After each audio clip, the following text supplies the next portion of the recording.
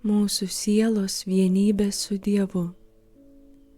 Iš to, kas buvo sakyta apie švenčiausiosios trejybės buvimą mūsų sieloje, aiškėja, kad tarp mūsų ir dieviškojo svečio yra moralinė vienybė, labai artima ir labai šventa. Kyla klausimas, ar tik moralinė vienybė, o gal yra kažkas fizinio šioje vienybėje. Bažnyčios tėvų vartoti palyginimai kalba už tai. Daugelis bažnyčios tėvų sako, kad sielos vienybė su Dievu yra panaši į kūno vienybę su siela. Mumyse yra, sako šventasis Augustinas, dvi gyvybės – kūno gyvybė ir sielos gyvybė. Kūno gyvybė – tai siela, sielos gyvybė – Dievas. Aišku, šventasis Augustinas turi mintyje tik panašumą, analogiją, bet pabandykime išlukštenti joje glūdinčią tiesą. Vienybė tarp kūno ir sielos yra substanciali, nes sudaro vieną žmogišką prigimtį, vieną žmogišką aš. Ne taip yra su vienybė tarp sielos ir Dievo. Čia mūsų prigimtis liekasi ta pati, mūsų aš liekasi tas pats ir mes liekame esminiai skirtingi nuo dievybės. Bet, kaip siela daro kūną gyvų, taip ir Dievas, netapdamas sielos formą, duoda jai antgamtinę gyvybę, kuri nėra lygi Dievo gyvybei, bet yra tikrai ir formaliai į ją panaši. Ir jis sudaro tarp sielos ir Dievo tikrai realią vienybę. Ši vienybė suponuoja konkrečią realybę, kurią Dievas duoda ir kurią palaiko, kaip ryšį tarp jo ir sielos. Suprantama, šis naujas santykis nieko neprideda Dievui, o tik patobulina mūsų sielą ir daro ją dievišką. Vadinasi, mumyse esanti šventoji dvasia nėra mūsų sielos formalinė priežastis, o tik produkuojanti šią realybę, tuo pačiu ir ją besiremiančią vienybę tarp Dievo ir mūsų sielos. Ji yra viso mūsų šventumo idealas. Kai kurie autoriai išveda tą pačią tiesą iš palyginimo tarp hipostatinės vienybės ir vienybės tarp Dievo ir sielos pašvenčiančiosios malonės dėka. Iš tiesų, gi tarp šių dviejų realybių yra esminis skirtumas. Hipostatinė vienybė yra substanciali ir personalinė, nes dieviškoji prigimtis ir žmogiškoji prigimtis, nors skirtingos, sudaro viešpatyje Jėzuje vieną ir tą pačią asmenybę. Jos yra vienybėje viename antrajame švenčiausiosios trejybės asmenyje, kuris abiejomis prigimtimis ir egzistuoja ir veikia kaip savomis. Tuo tarpu sielos vienybė su Dievu pašvenčiančiosios malonės dėka palieka nepaliestą mūsųjį aš, kuris yra iš esmės skirtingas nuo dieviškojo aš, ir ji tik akcidentaliai suriša su Dievu. Ši vienybė vadinasi akcidentali, nes joje siela yra vienybėje su substancialinė būtimi, Dievu, per akcidentalinę būtį, pašvenčiančiąją malonę. Tačiau yra tikra, kad sielos vienybė su Dievu yra substancijos, sielos, vienybė su substancija, Dievu, per antgamtinį akcidensą, pašvenčiančiąją malonę. Ši vienybė yra panašiai artima kaip saulės šviesos ir rasos lašo, kurį nušviečia saulė.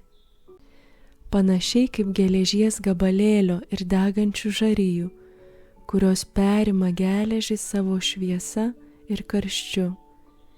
Žodžiu, hipostatinės vienybės dėka yra Dievas žmogus Kristus, o pašvenčiančiosios malonės vienybė žmogų sudievina, padaro jį panašiu į Dievą ir tuo pačiu vertu amžinosios laimės, kurios versmė betarpiška sielos vienybė su Dievu palaimintajame regėjime.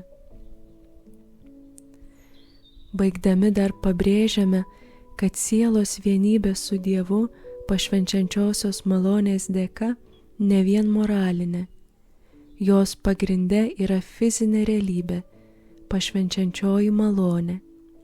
Iš tiesų, dieviškoji prigimtis savo būseną yra vienybėje su siela per specialų ryšį tuo būdu, kad teisi siela turi savyje dieviškąją prigimtį, kaip jai priklausančią, ir dėl to turi dieviškosios plotmės tobulumų, dieviškumo bruožų, yra dieviškai graži, o tai begaliniai viršija visą, kas realios prigimties plotmėje yra gera ir gražu. Jei palyginimus palikę nuošalyje svarstysime šį klausimą teologiškai, prieisime tų pačių išvadų. Danguje šventieji mato Dievą akis į akį, be jokio tarpininko. Jų sieloje Dievo idėja, per kurią čia žemėje Dievas pažįstamas, pavaduoja pati Dievo esmė. Šventasis Tomas Akvinietis sako, regėjime, kuriame Dievo esmę matysime, Dievo esmė bus lyg pati forma, idėja, kuria Dievą pažinsime. Taigi tarp šventųjų ir Dievo yra tikra ir reali vienybė, kuri gali būti vadinama fizinė, nes Dievą galima matyti tokį, koks jis yra, kai jis pats yra pažįstančiojo prote kaip pažįstamas, kai yra valioje kaip aukščiausios meilės vertas gėris.